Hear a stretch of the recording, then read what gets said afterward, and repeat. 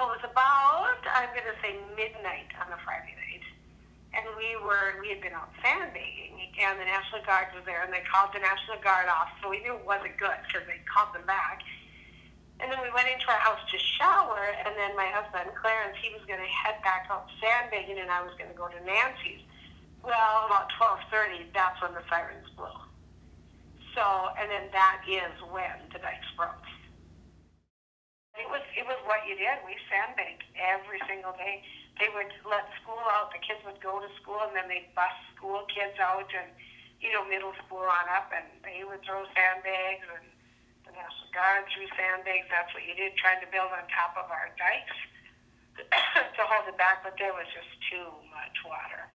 I remember being on the dikes that last afternoon, and it's like, whoa, this was higher than really anything we've ever seen. I mean, you just could hardly stay ahead of it.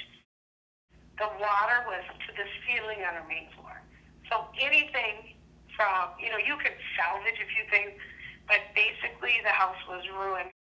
We actually got back in our house initially, maybe 3 weeks after the flood. The water was finally gone.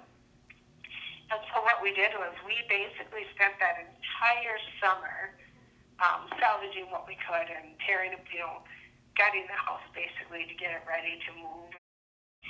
All your spare time was either figuring out where you could store things, how you could clean things, how you could save things. I mean, that became our whole, that's all we did. But financially was our hardest hit. Well, they had these buyouts, phase 1, phase 2, phase 3. And phase 1 was the worst buyout, and that was ours, and that was the people that were hit the hardest. And they really ended up really not very equitable. So actually, we ended up with 30 years of double the mortgage we had. So financially, it was really hard on the people in our neighborhood. Of course, we lost our neighborhood and our neighbors, because everybody scattered. At that time, we had a neighborhood that was a real mix of young and old and middle-aged people. And what happened is everybody kind of scattered. The elderly, a lot of them ended up in apartments. They couldn't afford homes again. And then a lot of the young people couldn't either, so they moved out of town. So that was kind of, we lost a lot of our neighbors too.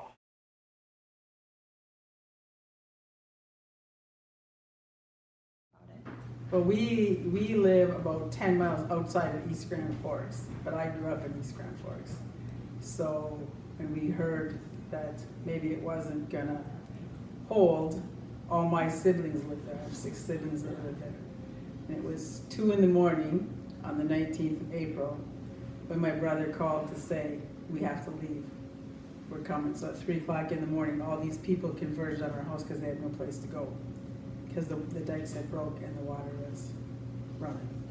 During the flood, then my family, neighbors, some people from the post office that my husband worked with, we had anywhere from an extra dozen to 20 people a night that we just, air mattresses, couches, wherever you could find to lay down, stayed with us, because for several days you couldn't go back into the town until the water had receded. It wasn't safe.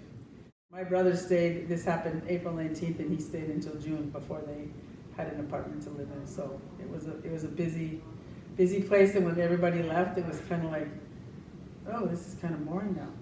There's no people around here. Back to a family of 4. Some nights there was like 25 or 30 that stayed there and ate together at supper time. I always cooked at supper time.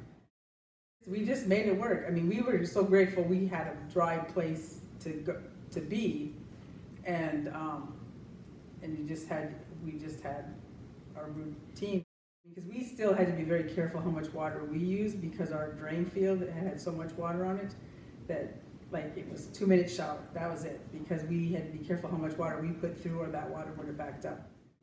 It was just massive amounts of water, and then there was still ice in places. There was still ice because we had an ice storm like 8 days before the flood, where everything was coated in ice. We were 11 days without power where we were in the country. Everything we cooked in those 11 days was in an electric fry pan. that was hooked up to the generator. You got up in the morning when the sun came up and you went to bed pretty early at night because it's pretty dark after the sun goes down. So it was flashlights or candles. It was devastating and people lost a lot of things, but in a lot of ways it brought a lot of people together. People worked together afterwards. And if you couldn't get into your house but your neighbor could, you helped them. People came in from everywhere to help. The interesting part of the flood was everything was flooded, the water was deep, and one of the buildings in Grand Forks started on fire. So how do you have a fire when you're surrounded by water? But it burned.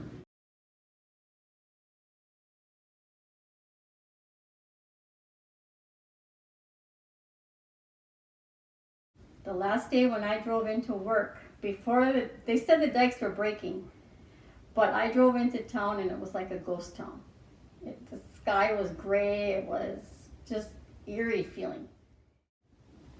Some people would get very upset, some people got mad,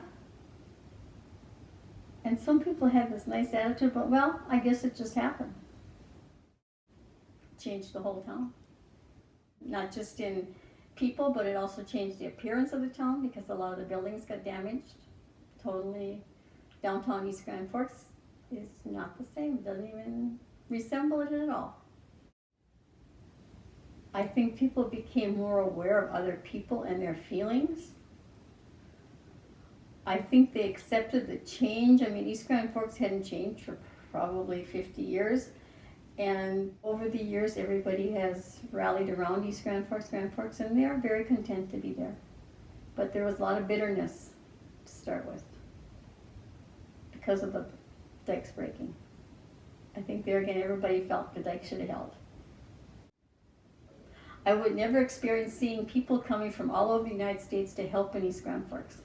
There were busloads of people that would come. And I mean, they worked hard. And they helped people clean out their homes. They were wonderful.